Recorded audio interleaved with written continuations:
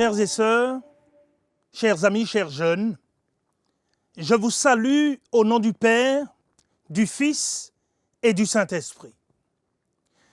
Que la grâce de Dieu, la paix du Christ et la consolation du Saint-Esprit vous soient accordées à tous en ces temps difficiles et ténébreux que nous expérimentons ces jours-ci.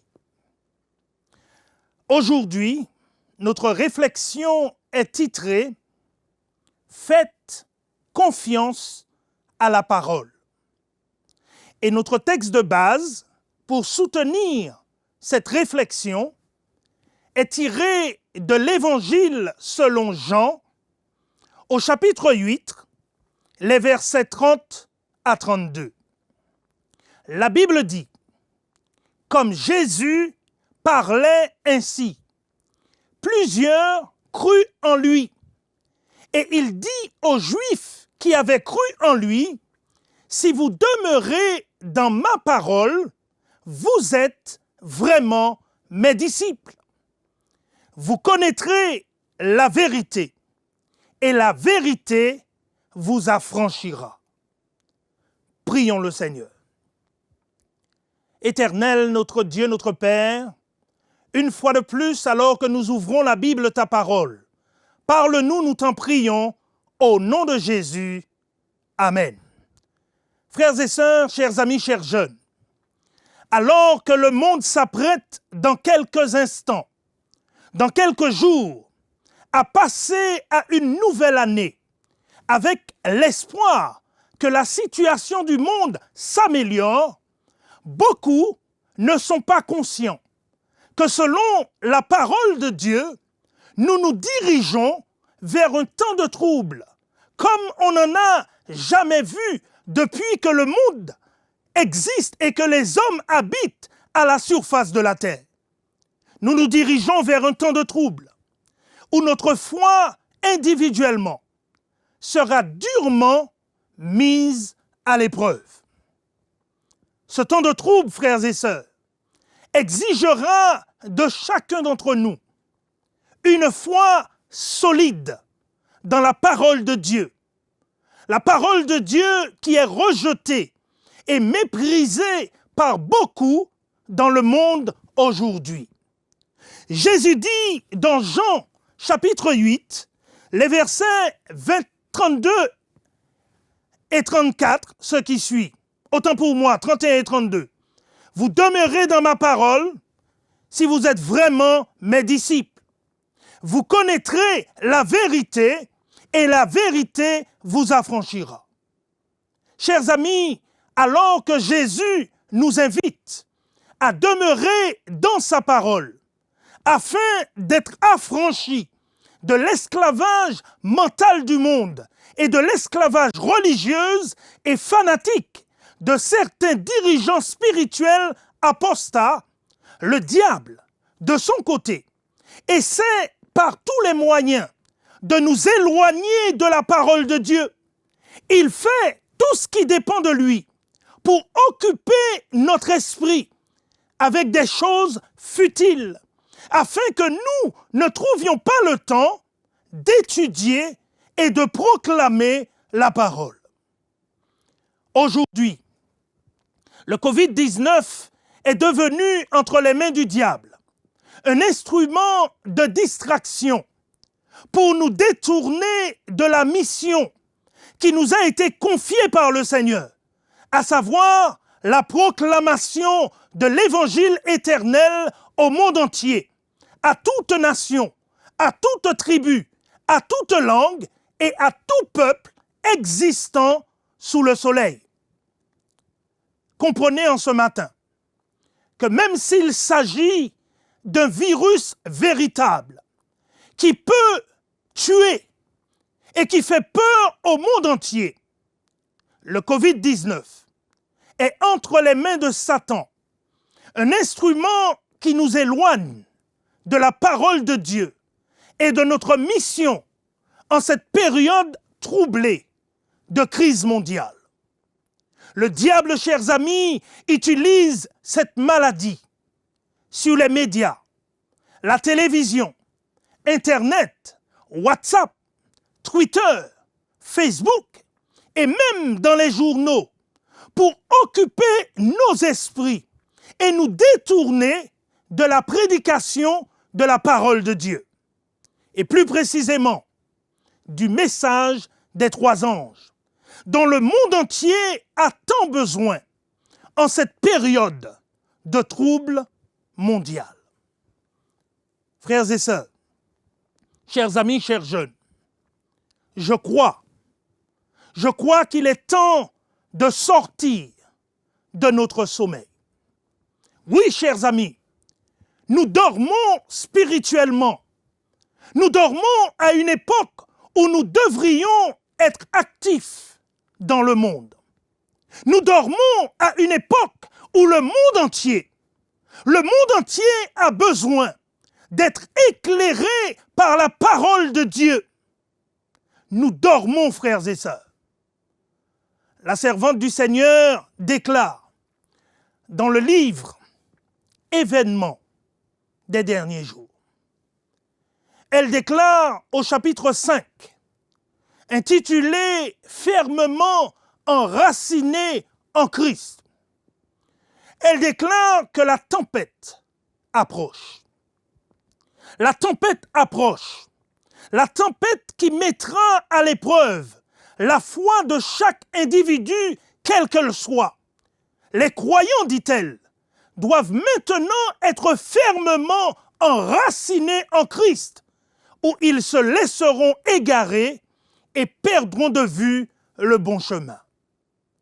C'est le moment d'être fermement enracinés en Jésus qui est la parole de Dieu personnifiée et révélée en son temps pour le salut de l'humanité.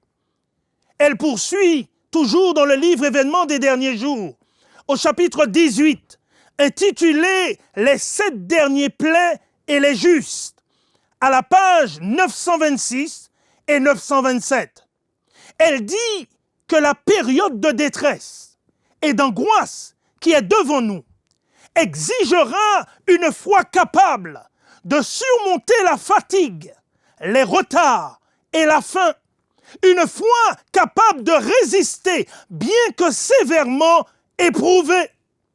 Un temps de trouble, dit-elle, tel qu'on n'en a jamais vu de semblable, sera bientôt sur nous. Et nous aurons besoin d'une expérience que nous n'avons pas encore acquise et que beaucoup ne peuvent acquérir du fait de leur indolence. L'épreuve est souvent plus grande quand on l'anticipe que dans la réalité.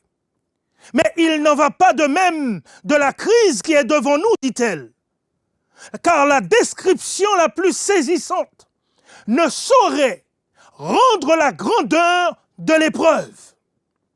Frères et sœurs, chers amis, chers jeunes, nous devons nous réveiller. Nous devons nous réveiller, nous mettre au travail et avertir le monde de l'imminence de ce temps de trouble qui est devant nous et de l'urgence de se positionner pour Jésus et pour l'éternité.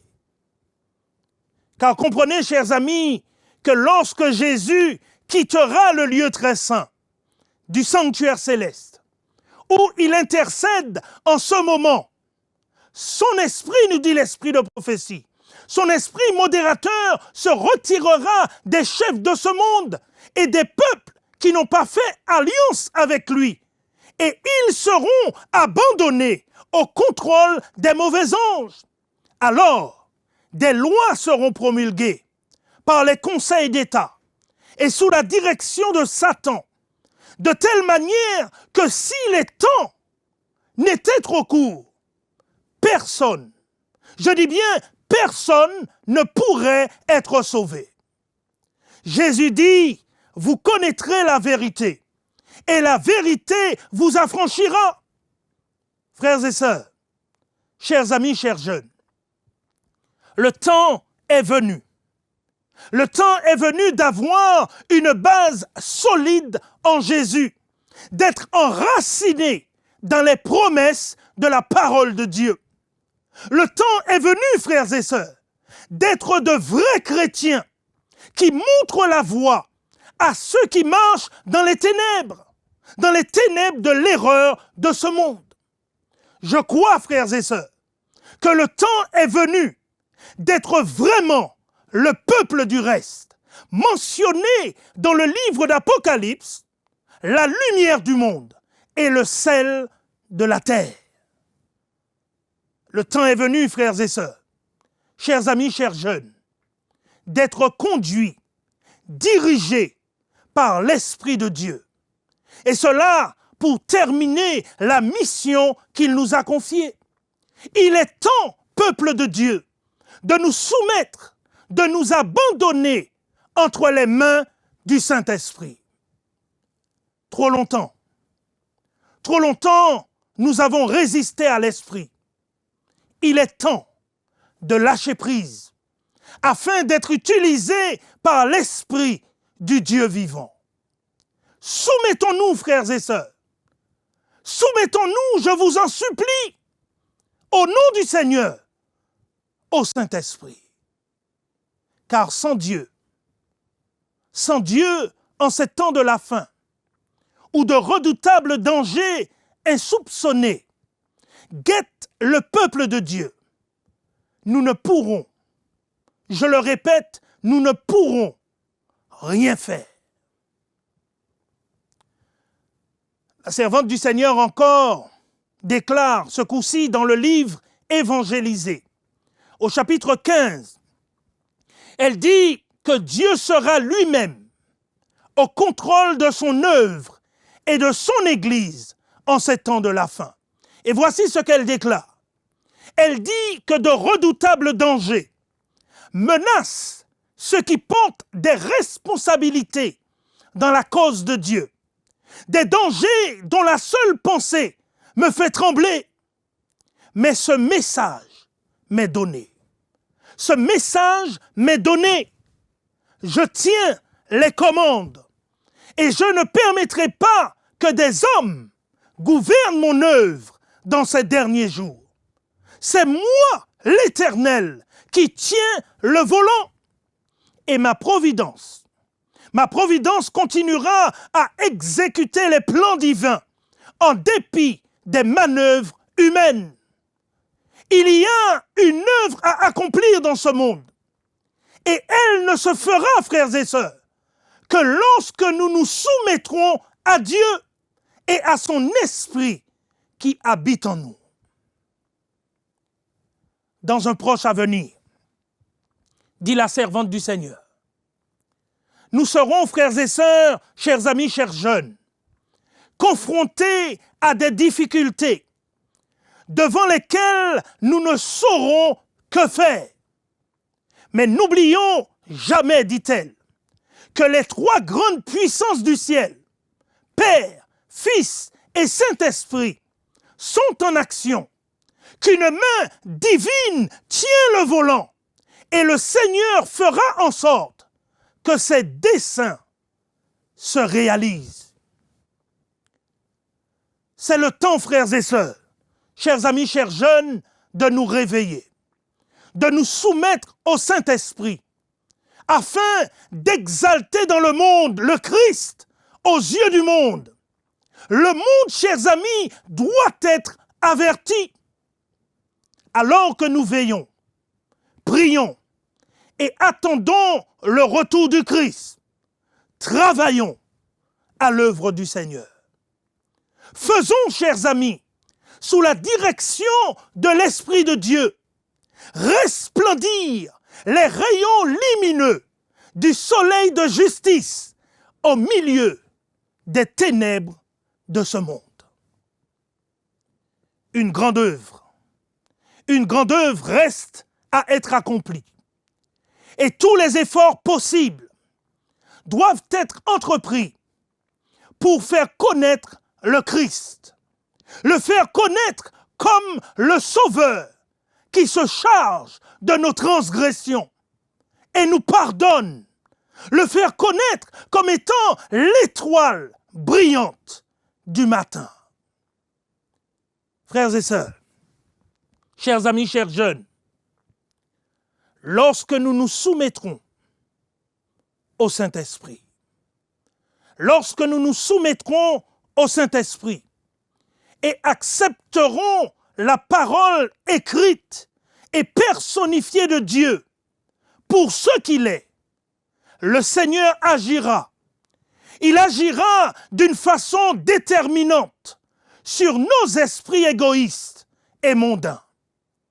Le Saint-Esprit, à ce moment précis, éclairera nos cœurs et les subjugueront par sa puissance, afin que sous l'influence de la profonde miséricorde de Dieu et de son amour, nous puissions comprendre, nous comprenions que notre devoir ici-bas en tant qu'Église, est de promouvoir sa cause et d'édifier son royaume ici-bas. Oh frères et sœurs, chers amis, chers jeunes, nous n'avons pas de temps à perdre. Je déclare en ce matin que nous n'avons pas de temps à perdre. Alors que nous avançons vers les temps de troubles qui sont devant nous, comme des fidèles sentinelles de Dieu, sonnons de la trompette.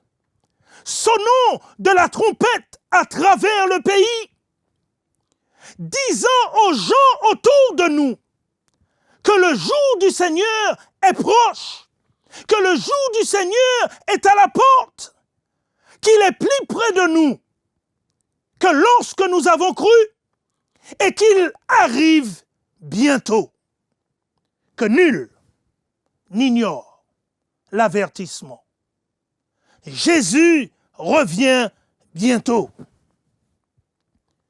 Comprenez en ce matin, frères et sœurs, chers amis, chers jeunes, que nous aurions pu être de ces pauvres âmes qui sont dans l'erreur. Mais la lumière de Dieu a brillé sur nous. Et étant donné que nous avons reçu plus de vérité que les autres, nous avons le devoir de les faire connaître. Nous n'avons pas de temps à perdre.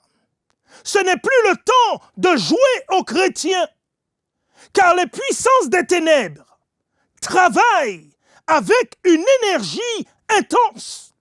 Et Satan, chers amis, avance furtivement pour s'emparer de ceux qui sont endormis comme un lion se jette sur sa proie.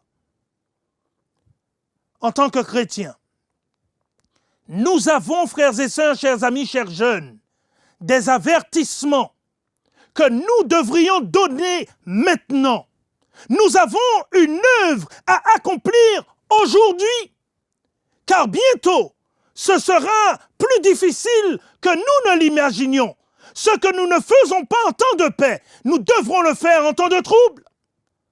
L'avenir du Seigneur est proche, plus proche que nous l'avons cru jusqu'à présent. Le grand conflit cosmique, frères et sœurs, touchera bientôt à sa fin. Chaque information qui nous parvient à travers le monde, signalant une catastrophe sur mer ou sur terre, témoigne de ce que la fin de toute chose est proche. Les guerres et les bruits de guerre l'annoncent. Les tremblements de terre de part et d'autre de la terre, les famines et les épidémies l'annoncent. Le Seigneur revient. Ce n'est pas une histoire à dormir debout. Jésus, chers amis, revient bientôt. Nous entendons avec l'oreille de la foi les pas d'un Dieu qui s'approche et s'apprête à punir le monde pour ses iniquités. Notre tâche ici-bas consiste, comme Jean le Baptiste, à lui préparer un chemin en avertissant le peuple du monde de ce grand jour. face au temps de trouble qui approche rapidement, chers amis, le message de la seconde apparition du Christ doit être accompagné par une puissance active. Frères et sœurs, chers amis, chers jeunes, alors que je termine cette réflexion, je déclare en ce matin que nous ne saurions trouver le repos. Nous ne saurions trouver le repos aussi longtemps que nous ne voyons pas de nombreuses âmes gagner à l'espérance bénie du retour de notre Seigneur et Sauveur Jésus-Christ. Au temps des apôtres, le message annoncé était entendu. Les âmes se détournaient des idoles pour servir le Dieu vivant. Frères et sœurs, chers amis, chers jeunes, l'œuvre qui doit être accomplie de nos jours est tout aussi importante que l'œuvre accomplie par les apôtres d'antan. Et la vérité est toujours la vérité aujourd'hui. Et la vérité restera la vérité. Car la vérité est une personne. Et cette personne, c'est Jésus-Christ. Nous devons délivrer le message du salut avec d'autant plus d'ardeur que la venue du Seigneur est plus proche.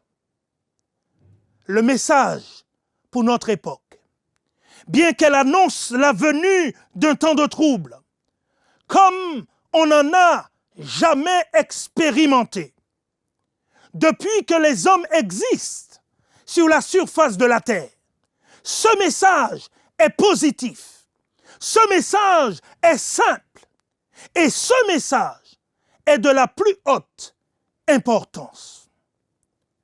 Nous devons agir.